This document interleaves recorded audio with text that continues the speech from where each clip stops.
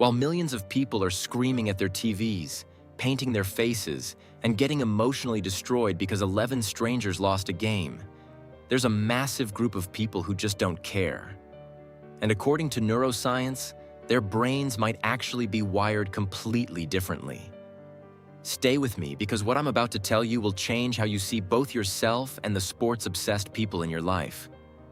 Here's the thing nobody talks about. Not caring about sports doesn't make you boring. It doesn't mean you lack passion, and it definitely doesn't mean something's wrong with you.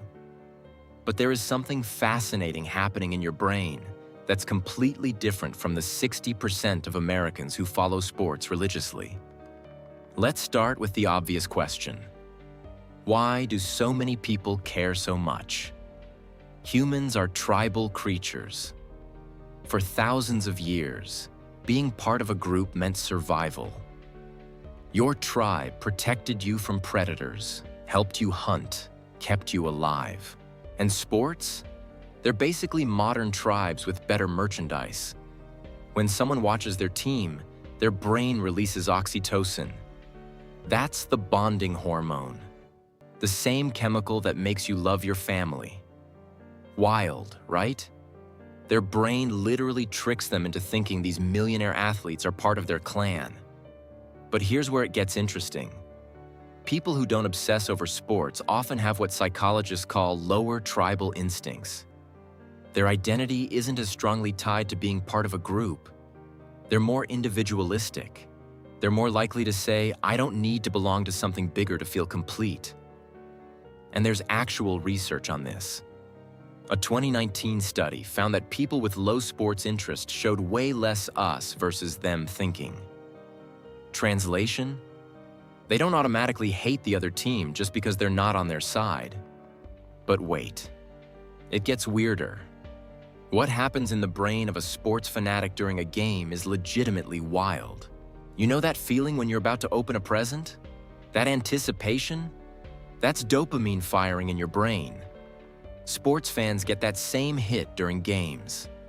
Every play, every possession, constant microdoses of anticipation and reward. It's literally addictive. Studies using fMRI scans show that watching your team activates the same reward centers as gambling. And here's the kicker. The uncertainty is what makes it so powerful. You don't know if your team will win. That unpredictability keeps the dopamine flowing.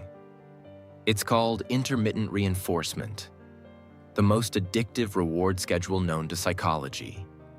The same principle that makes slot machines so effective. Your brain doesn't care where the dopamine comes from. It just wants more. People who don't care about sports, their dopamine systems simply aren't triggered by vicarious competition. And this might be genetic. Research from the University of Chicago suggests that variations in dopamine receptor genes can predict how much someone cares about competitive spectator activities. Think about that.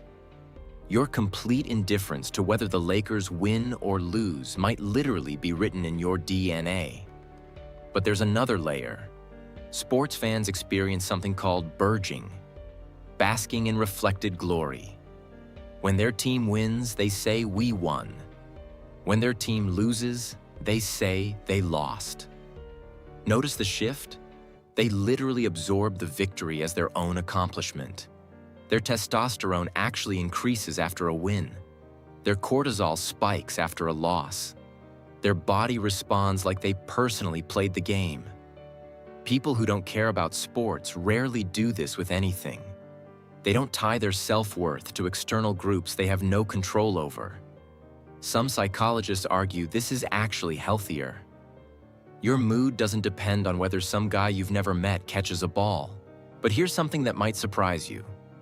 People who don't follow sports often have higher need for cognition. That's a psychology term for enjoying thinking. They prefer activities that require mental effort over passive entertainment. They'd rather solve a problem than watch someone else solve it. This doesn't make them smarter. It just means their brains are wired to find reward in different places. While a sports fan gets dopamine from watching a game, A non-fan might get that same hit from finishing a book, learning something new, or creating something. There's also the time factor that nobody wants to talk about. The average sports fan spends about 8 hours per week watching games. That's over 400 hours a year. People who don't follow sports often redirect that time into hobbies, skills, relationships, or careers. Not because they're better people, just because their brain isn't pulling them toward the couch every Sunday. And here's something genuinely fascinating. Non-sports people often develop what researchers call diversified identity portfolios.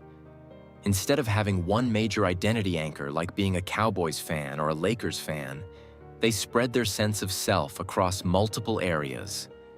Their career, their hobbies, their relationships, their creative pursuits. This actually provides psychological protection. If one area of life takes a hit, they have other sources of identity to fall back on. A die-hard sports fan whose team has a terrible season? That can genuinely affect their mental health for months. Studies have shown increases in depression, domestic incidents, and even heart attacks after major team losses. Non-fans don't have this vulnerability, at least not to sports. Now let's talk about the social side, because this is where it gets complicated. Not caring about sports can actually be socially isolating. Sports are a universal language. They're an easy way to connect with strangers, coworkers, even family.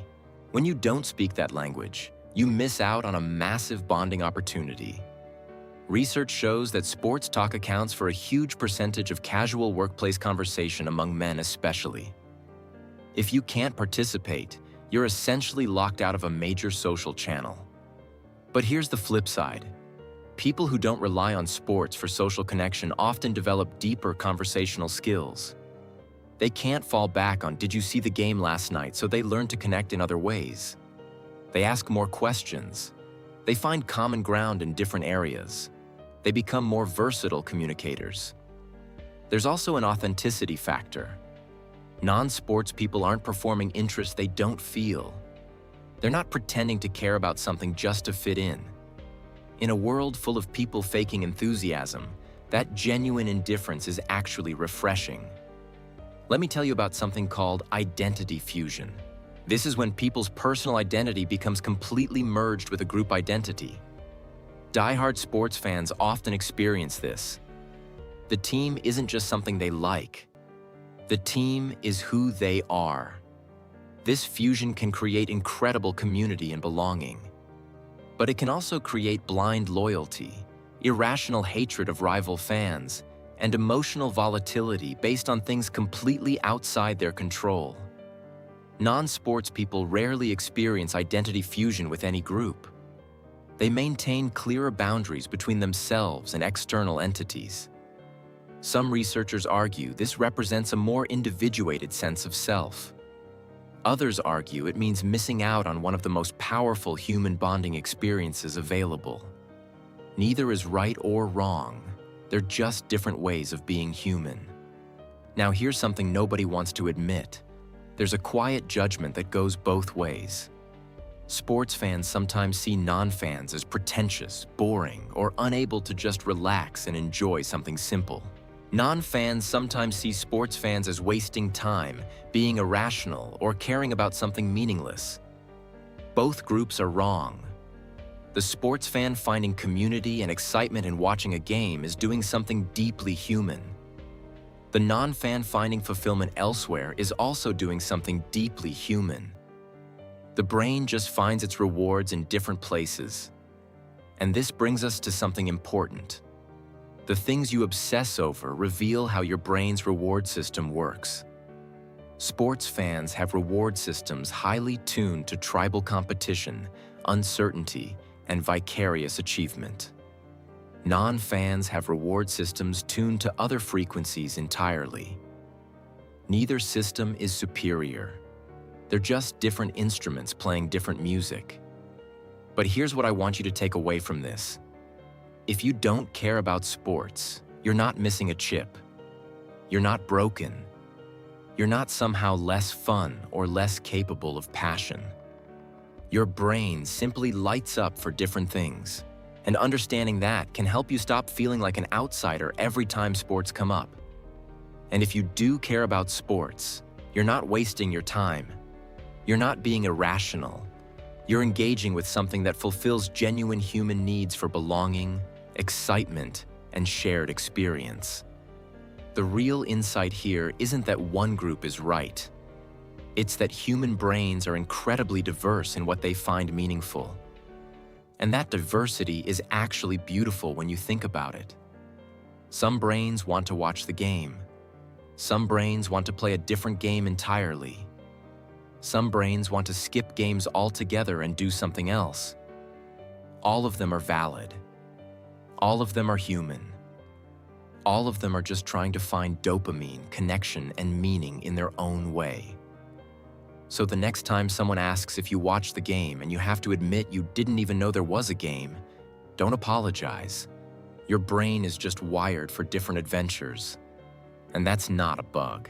That's a feature. If this made you see yourself or the sports fans in your life differently, drop a comment below. I'm genuinely curious. Are you someone who doesn't care about sports? Or are you a die-hard fan trying to understand the non-fans in your life? Either way, thanks for watching, and I'll see you in the next one.